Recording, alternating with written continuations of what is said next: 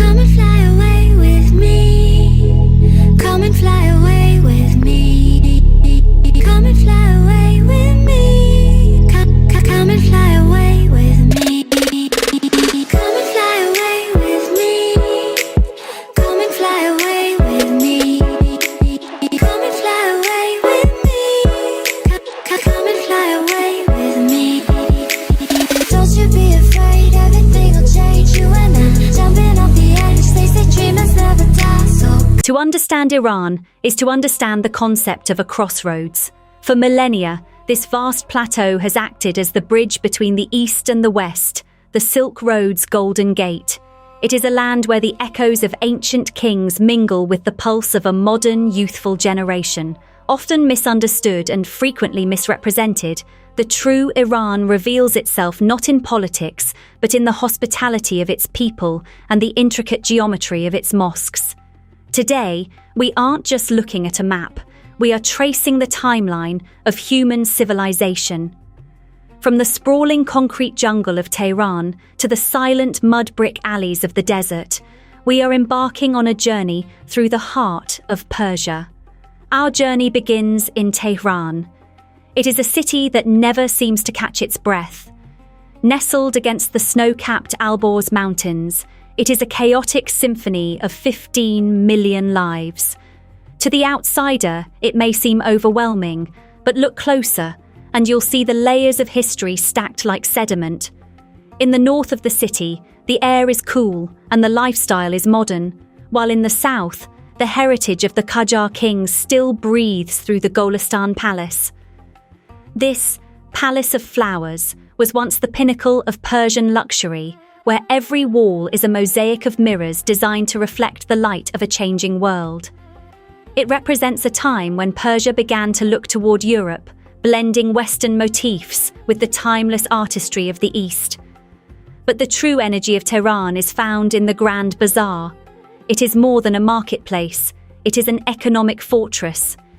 Here, the bazaars have influenced the country's history for centuries. In these dim, vaulted corridors, the scent of sumac and burning incense tells a story of trade that has remained unchanged since the days of the Silk Road.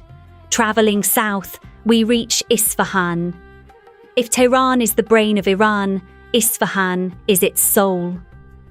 In the 17th century, under Shah Abbas the Great, this city was so magnificent that travelers coined the phrase Isfahan Nesf-e-Jahan. Isfahan is half the world. They weren't exaggerating. At its center lies the Naqsh-e-Jahan Square.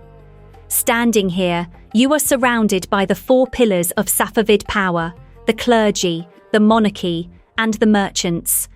The Shah Mosque anchors the square, its turquoise dome acting as a beacon across the city. The mathematics required to build such structures, achieving perfect acoustic echoes and flawless symmetry, remains a marvel to modern engineers. To find the foundation of this nation, we must travel to the plains of Mavdasht. Here lie the ruins of Persepolis. This wasn't just a city, it was the manifestation of an imperial dream. Founded by Darius the Great over 2,500 years ago, it was the ceremonial heart of the Achaemenid Empire, the first entity in history to be called a superpower. As you walk through the Gate of All Nations, you are walking the same path as the Babylonian, Egyptian, and Greek envoys who once came to pay tribute. The bas-reliefs carved into the stone stairs tell a story of a surprisingly tolerant empire, where different cultures were encouraged to maintain their own identities under the umbrella of Persian law. In 330 BC, Alexander the Great set this city ablaze, ending an era. Today, the scorched limestone columns stand as silent witnesses to the fragility of power. Even in ruin, Persepolis commands a sense of awe, reminding us that while empires fall, the cultural identity of Persia remained uncrushable.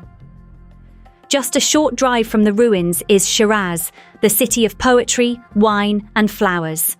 If you want to understand the Persian temperament, you must look to their poets. In Shiraz, poetry isn't just an academic subject, it is a way of life. The tomb of Hafez is the city's spiritual center, where locals come to seek omens in his verses, treating his book like a secular Bible. But Shiraz is also home to one of the most photographed sites in the world, the Nasir al-Mulk Mosque, or the Pink Mosque. Most mosques are designed to inspire awe through their height, but Nasir al-Mulk inspires through its light. In the early morning, the sun streams through stained glass windows, turning the prayer hall into a kaleidoscope of colors. It is a space designed to represent a garden of paradise, brought to life by the movement of the sun. Our final stop takes us deep into the desert to Yazd. This is a city of resilience.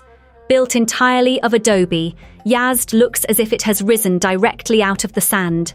Because of its remote location, it escaped the destruction of many Mongol invasions, preserving a way of life that has vanished elsewhere.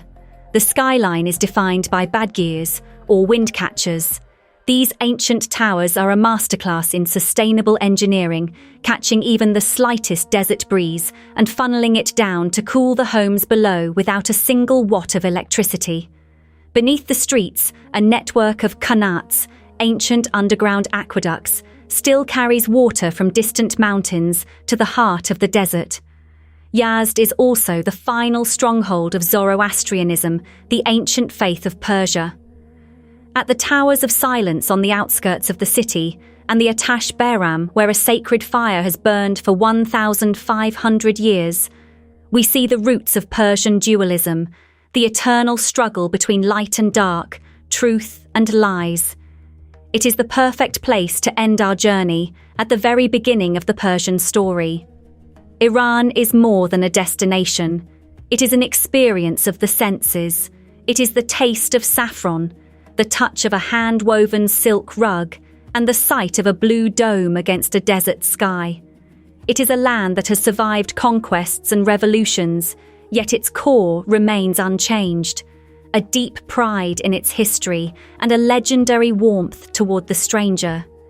Through the ruins and the mosques, we find a people who have always looked toward the stars while keeping their feet firmly planted in the ancient dust of their ancestors. This is Persia. This is Iran.